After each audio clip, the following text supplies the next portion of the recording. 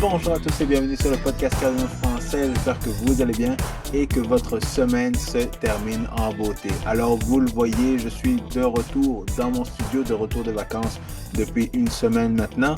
Et ça fait quand même du bien de pouvoir revenir à la maison, de pouvoir vous reparler confortablement du confort de mon studio. Quoique je devrais upgrader un petit peu mon studio parce qu'après avoir visité le studio de mon neveu, eh bien, je pense que je vais devoir faire beaucoup d'upgrades ici de mon côté. Mais peut-être qu'un jour, je vous ferai un vidéo là, lorsque évidemment Ada vaudra 100 ou 200 ou même 1000 dollars. Là, je vous ferai justement un petit vidéo du background ou du behind the scene, dans le fond, du studio. Mais ça, c'est pas pour tout de suite. Tout de suite, évidemment, on voit le prix du marché, le prix, la situation des cryptos, alors que on est en plein dans la conférence de Bitcoin à Nashville, la plus grosse conférence de Bitcoin au monde. Et on voit que le prix ne fait pas grand-chose. Oui, il y a eu un 5% dans les dernières 24 heures, mais pas beaucoup de vert dans l'écosystème des cryptos. Et surtout avec notre ami justement Cardano. Ah, quand même 8% dans les derniers 24 heures, c'est quand même pas si pire, mais on voit qu'actuellement, il n'y a pas vraiment eu d'étincelles, mais on n'a pas encore eu au moment où je fais la vidéo, il est 4h30 ici à Québec, mais on n'a pas encore eu justement la conférence de Monsieur Trump qui va peut-être annoncer justement qu'il y a une stratégie pour intégrer Bitcoin dans la trésorerie des États-Unis si jamais il devient président, bien entendu. Alors, je vais évidemment passer à travers toutes ces différentes étapes-là et parler un petit peu plus de Cardano maintenant que je suis revenu justement dans mon écosystème. Mais si vous aimez toujours le contenu de mes podcasts, n'oubliez pas de smasher bien fort le bouton like, abonnez-vous à la chaîne YouTube et partagez cet épisode avec le plus de monde possible. Alors maintenant qu'on voit évidemment que le prix des cryptos est pas vraiment stable, ben c'est assez stable quand même. Un peu de bénéfices dans les dernières 24 heures. Maintenant, à voir si ça va durer pour ce week-end. Alors rapidement, évidemment, on sait que durant l'année 2024, comme je vous le disais, au niveau de l'écosystème des cryptos, eh bien, c'est comme une recette. Il y a différents ingrédients qu'on ajoute à la recette et finalement, lorsque la recette est finie, eh bien, là, on va avoir un Bitcoin à 150 000 dollars, peut-être même 200 000, voire même peut-être 300 000 dollars, mais ça, c'est pas avant 2025. Et là, pour vous rappeler, dans le fond, qu'est-ce qu'on a eu depuis le début de l'année? On a eu l'ETF de Bitcoin, on a eu le halvening, on a eu un all-time high quasiment avant le halvening. Et là, on voit qu'on continue justement de se stabiliser aux alentours du all-time high. On a eu justement un ETF au niveau de Ethereum. Nous avons la conférence de Bitcoin. Nous avons des élections américaines avec justement deux candidats sur trois, évidemment. Deux qui sont des vrais candidats. Le troisième qui n'est pas vraiment un vrai candidat, mais deux candidats qui sont pro-crypto, qui sont pro-Bitcoin et qui sont actuellement justement à la conférence de Bitcoin Nashville à laquelle je n'ai pas pu assister, mais qui sont encore une fois qui font beaucoup de vagues. Et là, on va avoir une élection avec probablement le choix d'un président, du premier président Bitcoin aux États-Unis. Alors, évidemment, ça, c'est un autre ingrédient qui va arriver très prochainement au mois de novembre. D'autres ingrédients qu'on va avoir notamment aux États-Unis, parce que dans beaucoup d'autres pays, on a déjà eu une baisse des taux d'intérêt. Et bientôt, aux États-Unis, eh bien, on va avoir également cette baisse des taux d'intérêt qui va faire en sorte de donner une indication que les actifs risqués les gens vont pouvoir acheter des actifs risqués. Pourquoi? Parce que emprunter de l'argent va être beaucoup moins cher que ça l'est actuellement. Et normalement, lorsque la banque centrale américaine baisse les taux d'intérêt, eh bien, elle les baisse en continuation. Elle les baisse en continuant, justement. Elle ne fait pas une baisse et après ça repart. Elle baisse et après ça continue de baisser. Donc ça, encore une fois, ça va être très encourageant avec justement l'élection du prochain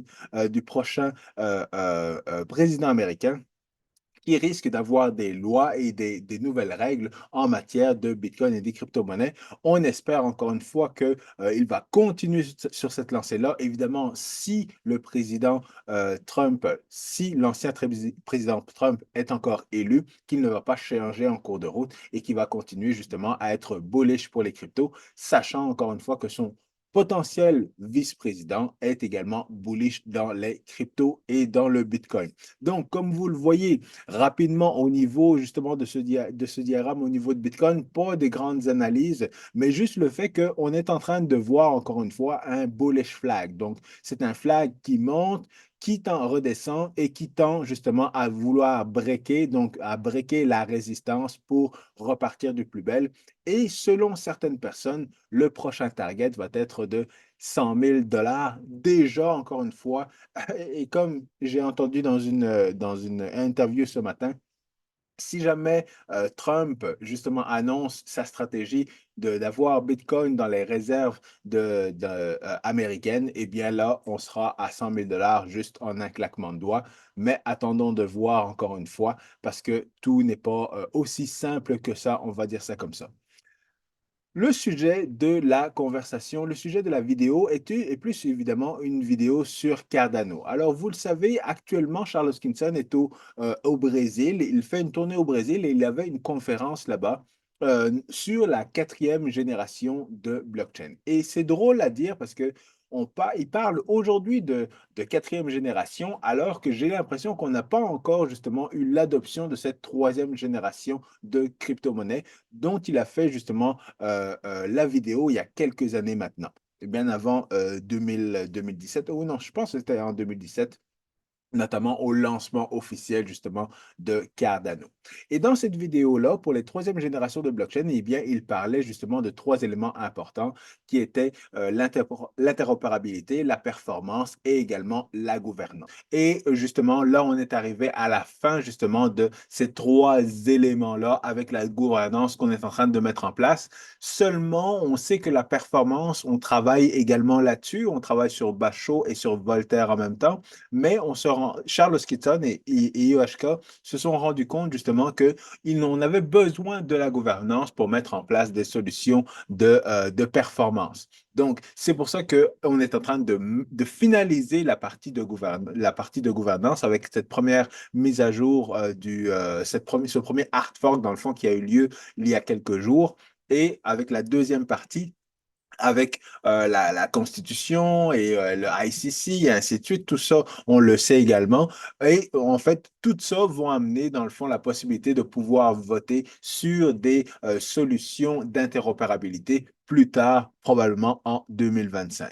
Et donc, à cette conférence-là, il parle de quatrième génération de blockchain. Et dans cette quatrième génération de blockchain, ce dont il parle, eh bien, en fait, ce sont des éléments qui rejoignent beaucoup de choses, justement, que l'écosystème de Bitcoin a mis en place parce qu'on le sait justement, avec toutes les informations qu'on a de Charles Hoskinson, on comprend que justement Cardano est là, c'est un projet qui est là pour mettre en place, pour finir dans le fond ce que Satoshi avait commencé avec Bitcoin. Et avant de vous parler justement de Breakpoint et du network state, donc la présentation de Balaji, qui ramène également un point important de ce qu'on va faire avec la gouvernance de Cardano, eh bien, justement pour refaire le lien avec justement avec Bitcoin, l'écosystème de Bitcoin, eh bien, les 3 points de la troisième génération de blockchain sont notamment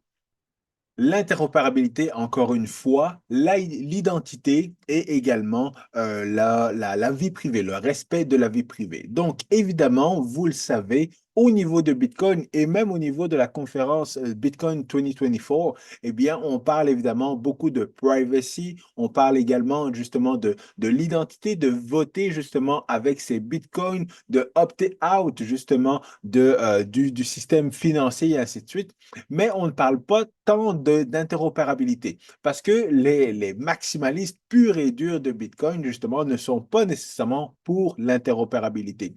Et pourtant, justement, ce vétéran de la crypto, Dan Held, qui était là déjà en 2013 et que Charles Hoskinson connaît très, très bien, parle évidemment d'interopérabilité. Pourquoi? Parce qu'il parle justement du DeFi, du développement du DeFi sur la blockchain Bitcoin. Et lorsqu'il parle du développement du DeFi, il parle justement de pouvoir créer des crypto-actifs sur la blockchain Bitcoin. Et dans le fond, c'est ça dont on parle lorsqu'on parle d'interopérabilité. Donc, de pouvoir créer des actifs, de pouvoir échanger, de pouvoir transférer des actifs d'une blockchain à une autre et ainsi de suite. Et donc, encore une fois, c'est cet élément d'interopérabilité qui va continuer dans les quatrièmes générations de blockchain. Et lorsque Charles Hoskinson parlait de quatrième génération de blockchain, il parlait notamment de Midnight et des partner chains. Donc, un autre élément, encore une fois, des quatrième générations de blockchain qui rejoint énormément, évidemment, la communauté de Bitcoin. C'est pour ça que souvent, je vous mentionne que Bitcoin et Cardano vont beaucoup main dans la main. Parce que ce deuxième élément des blockchains de quatrième génération est l'identité. Et vous le savez, l'identité, c'est quelque chose de très important dans l'écosystème de Cardano. C'est pour ça que justement, IOHK a sorti Atala Prism et que la fondation Cardano a travaillé également sur une solution d'identité qu'elle est en train probablement de tester, notamment avec certains États aux États-Unis, pour pouvoir mettre en place un système de vote. Mais ce deuxième élément, justement, de identité est tellement important, justement, que ça va faire partie des blockchains de quatrième génération. Donc, cette notion de pouvoir dire, non pas je prouve qui je suis avec un acte financier, donc je dis, bon, ben, je suis propriétaire de ce wallet-là, je fais bouger justement des bitcoins ou des ADA sur le wallet, je contrôle ce wallet-là et vous pouvez confirmer mon identité, mais vous pouvez également vérifier toutes les transactions que j'ai faites et combien j'ai d'argent dans mon wallet et ainsi de suite et ainsi de suite. Donc, cette manière justement de gérer une identité avec un wallet financier n'est pas une bonne façon de faire. Mais avec justement une identité décentralisée, eh bien, on peut émettre justement des identités, on peut émettre des documents, pouvoir les garder sur les wallets, partager juste une certaine information de ce document-là. Et tout ça, encore une fois, serait garanti par la technologie blockchain. Et c'est l'idée en arrière, justement, de Atala Prism. Et c'est une idée tellement forte, justement, que IOHK en a fait part justement ben, elle n'en a pas fait part, mais la solution fait partie également de la famille Hyperledger, qui est cette solution blockchain pour les entreprises. Donc, on connaît tous Hyperledger, qui est une solution blockchain pour les entreprises qui ne veulent pas aller justement vers les blockchains qui sont open source. Et donc, le dernier élément, encore une fois, de ces blockchains de quatrième génération va être le respect à la vie privée. Parce qu'on sait encore une fois que le respect à la vie privée est quelque chose d'important. Et si vous n'avez pas de VPN, je vous conseille fortement de vous magasiner un VPN, pas juste pour vos transactions crypto, mais également pour tout ce que vous faites justement sur le web. Alors, actuellement, moi-même, j'ai commencé à adopter justement un VPN, à l'utiliser non pas nécessairement pour le travail, parce que j'ai un VPN pour le travail, mais j'ai un VPN personnel également pour, encore une fois, assurer, dans le fond, un respect de ma vie privée. Et donc, je commence à faire toutes ces transactions-là, toute cette navigation-là avec un VPN. Parce que, encore une fois, c'est un élément très important.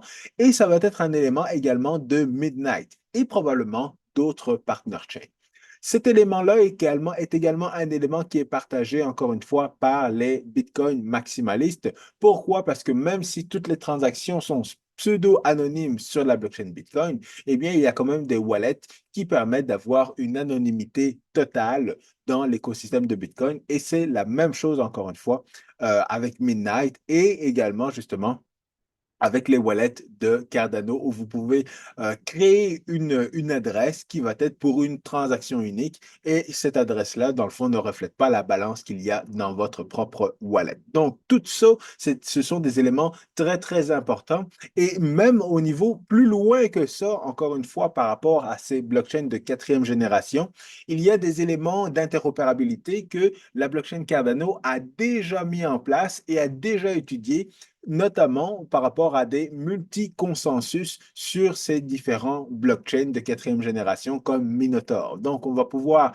avoir un consensus de Proof of Stake, de Proof of Work, de Proof of History, de Proof of Existence, et ainsi de suite, et ainsi de suite, et ainsi de suite. Donc, tous ces différents consensus-là pourraient être gérés sur cette même blockchain-là avec un protocole comme Minotaur.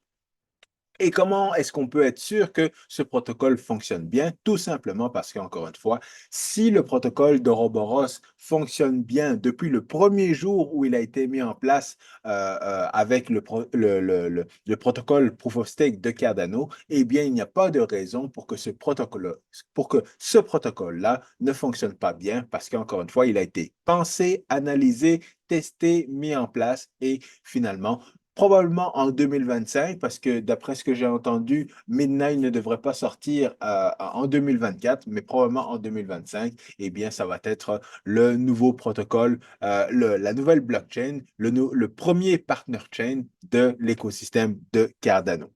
Donc, voilà. Et malheureusement, je ne peux pas vous parler un petit peu plus de la gouvernance, mais j'attends encore une fois, je finalise certaines présentations pour pouvoir vous faire une vidéo sur la gouvernance et également sur le network state.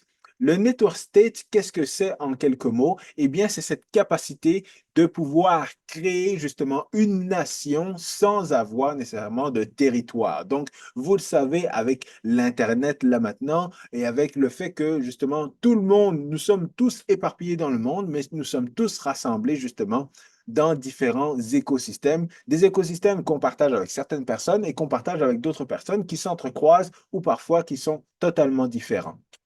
Mais avec cette notion de gouvernance d'une blockchain, comme ce qu'est en train de mettre en place justement le projet Cardano, eh bien, ça nous met en question un élément qui a été partagé justement par Balaji, qui est un Bitcoin, je ne sais pas un Bitcoin maximaliste, mais c'est un défenseur de Bitcoin, qui est en train de développer justement une manière de penser justement par le fait de créer une nation, et ça pourrait être une nation Bitcoin, ça pourrait être une nation blockchain, ça pourrait être une nation Cardano, et je pense qu'on s'en va dans cette direction-là, une nation avec une gouvernance et avec des personnes qui votent par rapport à un État, l'état d'une blockchain, justement dans un écosystème, dans un secteur particulier. Et c'est ce qu'il est en train de présenter. C'est ce qu'il a présenté justement dans cette présentation qu'il a fait à Solana Breakpoint. Et pourquoi est-ce que je vous en parle? Parce que beaucoup de personnes dans l'écosystème dans le secteur de la blockchain et des crypto-monnaies mettent en doute, dans le fond, le projet Cardano. Et souvent, je ne comprends pas pourquoi. Parce que lorsque j'entends Charles Hoskinson parler depuis toutes ces années, dans le fond, les choses qu'il dit sont répétés très, très souvent par d'autres personnes dans d'autres écosystèmes, dans l'écosystème de Bitcoin, dans l'écosystème d'Ethereum, dans l'écosystème de Solana, et ainsi de suite. Donc, au niveau justement de l'écosystème de Bitcoin, Charles Hoskinson nous a dit plusieurs fois que Bitcoin, le protocole, la blockchain Bitcoin manquait justement de flexibilité d'expression pour pouvoir créer justement de nouveaux coins sur cette blockchain-là. Et avec ce qui s'est passé justement avec les ordinals sur la blockchain Bitcoin, eh bien, on comprend que sur un deuxième layer, sur une deuxième couche dans l'écosystème de Bitcoin, on est capable d'avoir plus d'expressivité pour pouvoir justement créer des cryptos sur la blockchain Bitcoin. Même chose au niveau de la blockchain Solana, qui certaines personnes dans l'écosystème de Solana demandent à ce qu'il y ait justement l'introduction de méthodes formelles pour pouvoir vérifier, dans le fond, des contrats intelligents avant de les déployer sur la blockchain et avant de sortir des dApps et ainsi de suite pour éviter les failles de sécurité qui sont banales. Et d'autres éléments, justement, la gouvernance au niveau de Cardano, donc mettre en place une gouvernance, mettre en place justement différentes personnes, des D-Rep, donc avoir un système de gouvernance sur la blockchain revient à ce que Balaji mentionne et ce dont je vous parlerai dans une prochaine vidéo, de mettre en place, encore une fois, un État comme les États-Unis, mais avec un réseau, le réseau d'Internet ou le réseau d'une blockchain, d'une blockchain particulière, justement, de le mettre en place et de mettre en place une gouvernance pour gérer cet État-là. Et on ne parle pas d'un État passé de l'État A à l'État B, mais bien d'un État comme l'État de la Floride, comme l'État du Québec, comme l'État de Bruxelles, et ainsi de suite. Donc, un vrai État, mais qui n'aurait pas de place physique, mais qui vivrait, dans le fond, sur l'Internet. Et c'est pour ça que, Jean, je vous encourage vraiment de continuer à croire et de continuer justement d'être des hodlers de Cardano, de soutenir le projet Cardano parce que toutes les choses qui ont été spécifiées dans le cadre de ce projet-là ont des fondations qui sont partagées par d'autres personnes dans les autres écosystèmes. Donc, si jamais c'était un projet qui était du n'importe quoi, du vent, du pelletage de nuages, eh bien, on verrait justement différents trous dans la manière de penser de Charles Hoskinson et d'autres personnes dans la communauté. Mais étant donné que les différents aspects et différents sujets sont partagés par d'autres écosystèmes dans les crypto-monnaies, eh bien, c'est ça qui me fait dire que justement, je pense que nous sommes dans la bonne direction. C'est sûr que si vous êtes là juste de manière financière pour faire un coup d'argent, gardez vos cryptos pendant 4 ans, généralement, les cycles de 4 ans, ça fonctionne très bien. Maintenant, si vous croyez vraiment justement en la blockchain, en la technologie, au projet Cardano, eh bien, c'est là que justement, vous allez pas juste être là d'un point de vue financier, mais vous allez être là, vouloir participer à l'écosystème et vouloir justement vous dégager de la situation dans laquelle on est avec le système financier, le système politique, le système de vote, le système médical et ainsi de suite. Toutes ces différentes industries, les médias, toutes ces industries-là qui sont centralisées, vous allez comprendre beaucoup mieux pourquoi la décentralisation est importante, pourquoi l'industrie de la blockchain est importante et pourquoi cette industrie-là va embarquer justement dans cet âge exponentiel, cet âge de technologie exponentielle dont fait partie justement la nanotechnologie, puis voyons, l'intelligence artificielle et ainsi de suite. Donc voilà, je vous laisse là-dessus. C'était une petite vidéo justement de remise en forme de mon congé. Je vous souhaite un bon week-end, une très bonne fin de semaine. À très bientôt. Peace.